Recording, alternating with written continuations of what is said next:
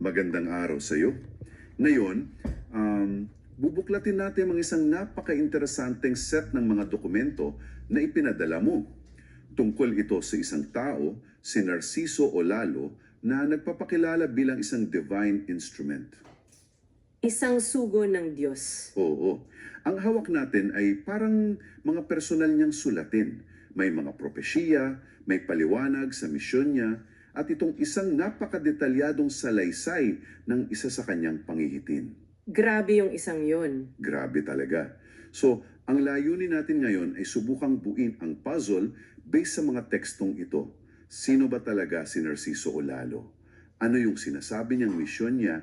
At ano yung matinding mensahe sa likod ng mga kritisismo niya? Alam mo, ang talagang nakakakuha ng atensyon ko rito ay kung paano niya maingat na ipinoposisyon ng sarili niya. Paanong pagposisyon? Hindi bilang yung milagrero, yung parang siya mismo yung pinagmumulan ng kapangyarihan. Hindi, kundi bilang isang daluyan lang, isang channel, kumbaga.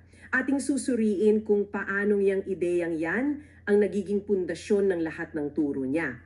Lalo na yung matapang niyang pagbabatikos sa tingin niya ay komersyalisasyon ng pananampalataya. Okay, sige, himayin natin yan. Simulan natin sa pinaka-basic. Paano niya ipinapakilala ang sarili niya? Sabi dito, siya raw ang number one instrument chosen by God. Medyo mabigat na titulo yan. Sobra. Pero hindi lang ito basta titulo. May taakibat itong 3 utos para sa buong sangkatauhan. Una, taos-pusong pagsisisi. Pangalawa, ganap na pagbabago ng buhay Kristiyano. At pangatlo, matatag na pananampalataya kay Hesukristo. Sa unang dinig, parang standard Christian values lang, di ba? Yun nga parang pamilyar. Standard niya, pero ang bigat ay wala sa mensahe kundi sa mensahero. At dito pumapasok yung konsepto ng pagiging vessel o sisidlan niya. May isang napakagandang analohiya sa isa sa mga source. Ikinukumpara si Olalo sa isang clear window pane. Isang malinaw na salamin sa bintana. Oo. Isipin mo, ang salamin wala namang sariling ilaw yan. Pero ang silbi niya at ang pinakamahalaga niyang function ay padaanin yung liwanag ng araw papasok sa isang madilim na kwarto. Gets ko. So hindi siya yung araw, Hindi. siya lang yung bintana. Ang liwanag, yung pagpapagaling, yung mga mensahe, galing lahat sa Diyos. Eksakto. At may dalawang kondisyon para gumana yan ayon sa sulatin. Una, kailangan maniwala yung tao na siya nga ang bintana Na legitimo siyang sugo. Gets? Oo. At pangalawa, mas mahalaga, kailangan nilang manampalataya kay Hesukristo na siyang tunay na pinagmumulan ng liwanag. Estratehiko yan. Bakit estratehiko? Tinatanggal niya ang ego sa equation. Hindi niya inaakua yung credit para sa mga himala. Pero syempre, para maniwala ang tao na ikaw ang bintana, kailangan mo ng patunay. Di ba? Siyempre. Kailangan mong ipakita na may dumadaang liwanag sa iyo. Dito na siguro pumapasok yung mga sinasabing kapangyarihan niya. Tama. At nilista yan sa mga dokumento. May 3 pangunahing kakayahan na binabanggit. Una, ang pagpapagaling daw ng malulubhang sakit gamit lang ang kanyang boses. Boses lang, walang gamot, walang physical na ano. Boses lang ayon sa text. Walang operasyon. Wow, paano kaya yun? Is it the frequency? The words? Parang ang hirap i-imagine. Hindi na dinitalye pero ang premise ay nag-channel lang siya ng banal na kapangyarihan. Pangalawa, yung kakayahan daw ng makita at ilarawan ng mga kasalanan ng isang tao. Buhay man o patay na? Buhay, man o patay na. Parang spiritual x-ray vision. Medyo nakakatakot isipin na may taong kayang gawin yun sa'yo. Oo ma. At pangatlo, yung paghula sa mga malalaking trahedya. Binanggit dito yung sunog sa Maui at yung bagyong Yolanda. Ito yung mga resibo, kumbaga, na inilalatag niya para patibayin ang kanyang claim. Okay, so may claims of healing, seeing sins, predicting disasters. Pero di ba marami ng ganyang claim sa kasaysayan, sa iba't ibang panig ng mundo. Base sa mga source na ito, ano ang pinagkaiba niya? Ano yung alas niya? Magandang tanong yan. At dito na pumapasok yung pinaka-core ng kanyang kredibilidad. Yung bagay na siya mismo ang nagtakda. Ano yun? Ang utos daw sa kanya ng Diyos na bawal siyang maningil o tumanggap ng kahit 1 sentimo. Lahat libre. Lahat. Lahat. Ang pagpapagaling, libre. Ang pangangaral, libre. Maging ang pagkain daw sa kanyang mga krusada, libre din. Yan ang kanyang sandata. Ito yung gawa na pinanghahawakan niya laban sa mga institusyong tinatawag niyang profit-driven. So yun pala ang battleground niya. Hindi lang yung kung sino ang mas makapangyarihan, Hindi. kundi kung sino ang tunay na naglilingkod ng walang hinihintay na kapalit. Dito na siguro nagiging mas matalas sa mga mensahe niya. Oo. At tingnan natin ang isang halimbawa ng kanyang propesiya para makita kung paano ito gumagana. Yung tungkol sa Mama Sapano. Oo, nabasa ko to. Ayon sa sulatin, noong December 26, 2014, narinig daw niya sa kanyang pagtulog ang boses ng Diyos na binabanggit lang yung pangalan, Noynoy Benigno Aquino. Pangalan lang, walang sinabing may mangyayaring masama o may gagawin siya. Pangalan lang daw. Ayon sa kanya, ang interpretasyon niya rito ay magiging laman ng balita at pag-uusapan si dating Pangulong Aquino. Pagkatapos noon, nangyari nga yung trahedya sa Mama Sapano. At para sa kanila, Para sa kanya at sa mga naniniwala sa kanya, yun ang katuparan ng propesiya. interesting, kasi yung pagiging medyo vague ng propesiya ay nagbibigay ng espasyo para sa interpretasyon, di ba? Siyempre, Madaling ikonekta ang mga pangyayari kapag naganap na. Ito yung classic debate sa mga ganitong klaseng claim, no? Gaano ka-specific dapat ang isang hula para masabing totoo ito? at yan ang misteryo sa mga ganyang bagay. Pero para sa mission niya, ang mahalaga ay yung paniniwala ng mga tagasunod na may direktang linya siya sa Diyos. Yung mga ganitong hula ang nagpapatibay noon. Okay, Pero kung yung propesiya ay medyo bukas sa interpretasyon, may isang pangitin dito sa mga dokumento na sobrang specific sobrang detalyado. at masasabi kong medyo brutal. Ito na siguro yung vision of the insects. Ito yung nag-stick sa isip ko. Sige, ilatag natin. Ang eksena raw ay nakatayo siya at nasa kanan niya si Jesucristo. Standard vision setup. Oo. Tapos, may itinuro daw si Jesus na dalawang bagay. Isang kahoy na hugis lollipop at isang poste na may salamin. Pareho silang may biyak at sa loob ng mga biyak, siksikan ang mga insekto. Dito na nagsisimula ang tindi ng revelasyon. Kasi tinanong daw ni Ulalo si Jesus, Panginoon, anong klasing insekto sila? At ang sagot ni Jesus, walang paligoy-ligoy. Walang preno, Walang preno. Sabi raw, itong isa, mga pastor sila, itong isa, ang mga pari sila. wow, hindi niya sinabing ilang pastor o ilang pare. Hindi, in general. Diretsuhan talaga ang pag-atake. At hindi pa dyan natapos, di ba? May mas matindi pa. Oo, yung kasunod na sinabi ni Jesus ang talagang nagbibigay ng bigat sa buong pangitain. Sabi raw, hinalintulad ko sila sa insektong surot dahil sila ang sumisipsip sa dugo ng tao. Taka. Surot. Bedbug. Grabe. Hindi lang langgam o ipis. Surot.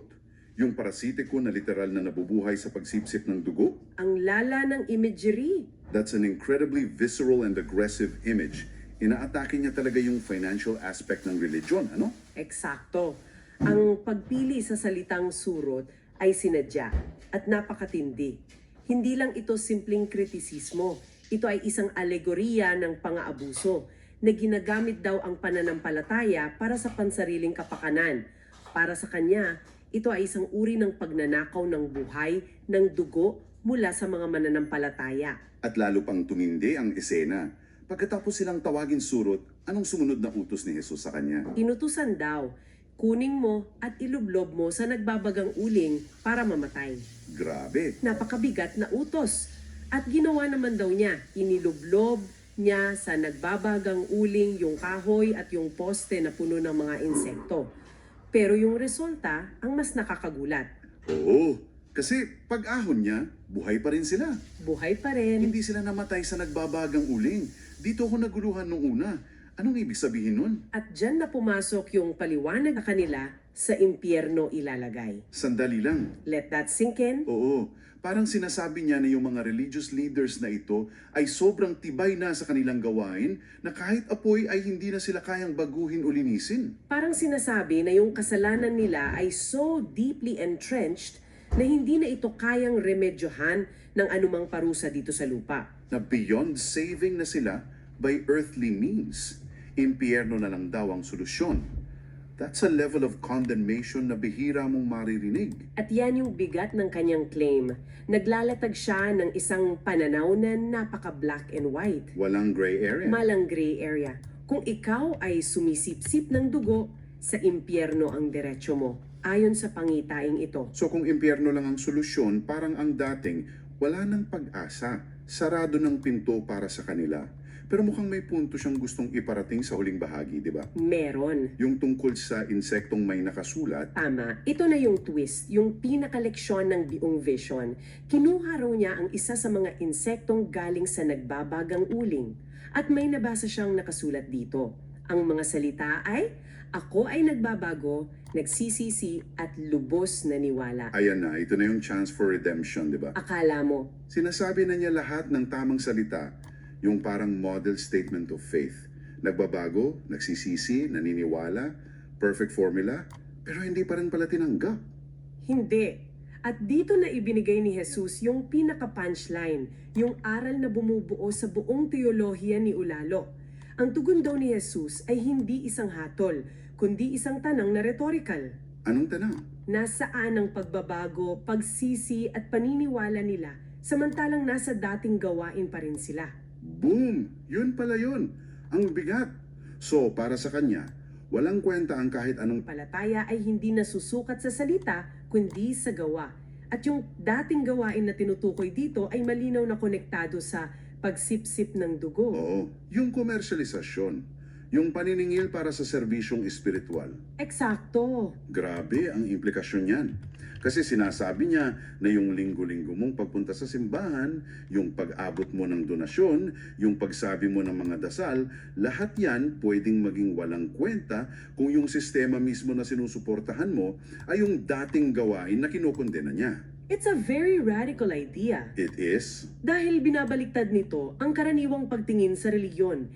Hinihimok nito ang mga tao na tingnan hindi lang ang sarili nilang debosyon, kundi yung integridad ng mismong institusyon na kinabibilangan nila. May quote pa nga dyan, di ba? Meron. At ito ay quote mula sa sulatin niya. "Tama ang paniniwala ko na ang paniniwala ay wala sa salita at nasa gawa. Para sa kanya, ito ang ultimate truth." At dito na kumukonekta ang lahat. Kaya pala, yung pangalawang utos niya ay ganap na pagbabago ng buhay Kristiyano. Pero tuloy pa rin ang business as usual, kailangan may radical na pagbabago sa kilos. Malinaw ang interpretasyon sa source. Pero it also presents a very black and white view of faith. Para sa kanya, kung tumatanggap ka ng pera para sa serbisyong spiritual, automatically dating gawain na yan. Walang nuance. Walang consideration para sa maintenance ng simbahan, sa sweldo ng mga taong nagtatrabaho doon. For him, it's a non-negotiable principle.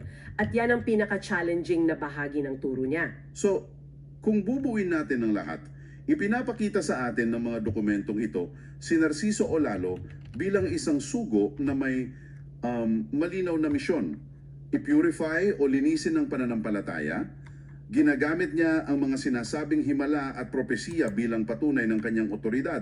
Pero ang tunay na sentro ng mensahe niya ay itong matinding kritisismo laban sa komersyalisasyon at yung pagbibigay diin na ang pananampalataya ay dapat makita sa gawa. Hindi lang sa salita. Tama. At ang pinaka-critical na aspeto ng kanyang papel base sa mga materialis na ito ay ang pag-alok niya ng alternatibo. Hindi lang siya basta pumupuna. May solusyon siyang dala. Nagbibigay siya ng isang modelo na kontrang-kontra sa kanyang mga binabatikos. Ang sa mata ng kanyang mga tagasunod ng kanyang sinseridad. Ito ang kanyang gawa na nagpapatunay sa kanyang salita. Bilang panghuling iwan sa'yo para pag-isipan, kung tatanggapin natin kahit for the sake of argument lang, yung premise na ang pananampalataya ay totoong nasusukat sa gawa at hindi lang sa salita, paano nito binabago ang pagtingin mo hindi lang sa mga lider ng relihiyon o sa mga institusyon, kundi pati na rin sa sarili mong mga kilos at paniniwala sa araw-araw? Ano ang gawa na nagpapatotoo sa salita mo? Thank you so much for listening. As a point of reference, babasahin ko ang original na mensahe ng Diyos na sinusulat ni Narciso Olalo sa Facebook account niya September 18, 2016. Mensahe ng Diyos. Habang nakatayo ako at nakatayo si Jesus Christ sa bandang kanan ko, ang sabi niya, tingnan mo ang dalawang bagay na yan. Sabay turo niya ang salita ng Diyos. Nilapitan ko ito at nakikita ko ang isa ay parang kahoy na hubog lollipop.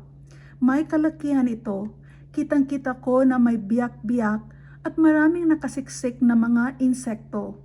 Tiningnan ko rin ang isa na parang poste na may nakatakip na salamin na clear na ang poste ay may biyak-biyak din at sa ilalim ng salamin may mga insekto din. Nagtataka ako kung anong klaseng insekto ang nandoon. Sabay nagtanong ako kay Jesus Christ. Tumingin ako sa kanya.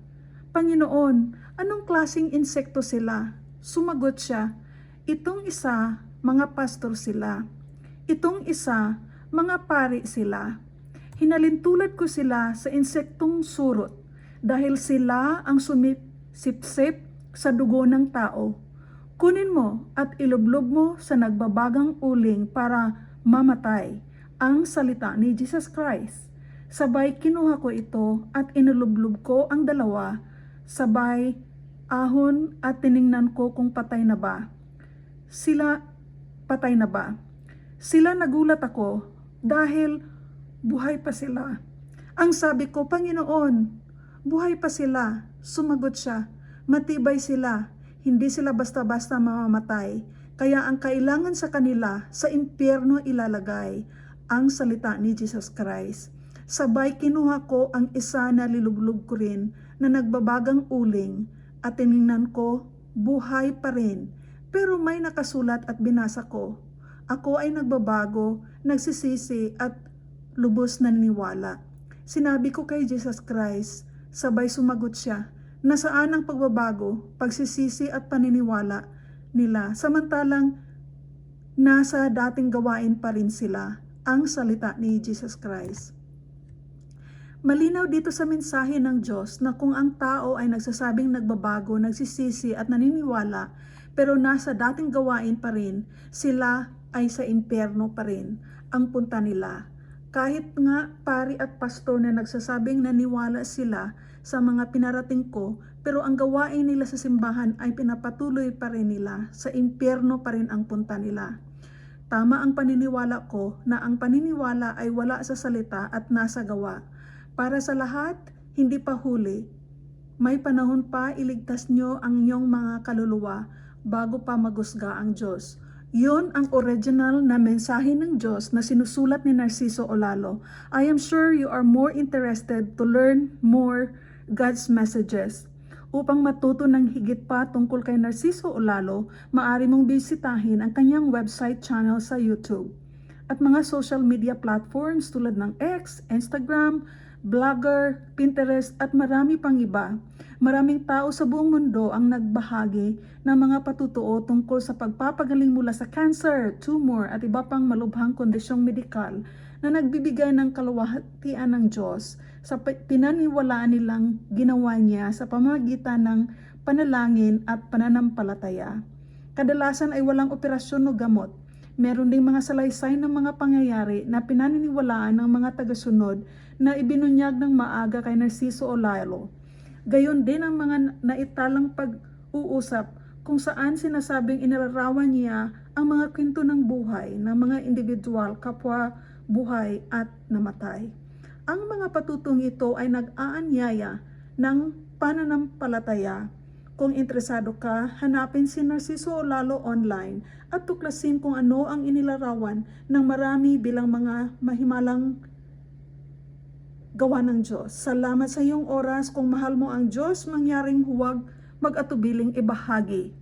Maraming salamat.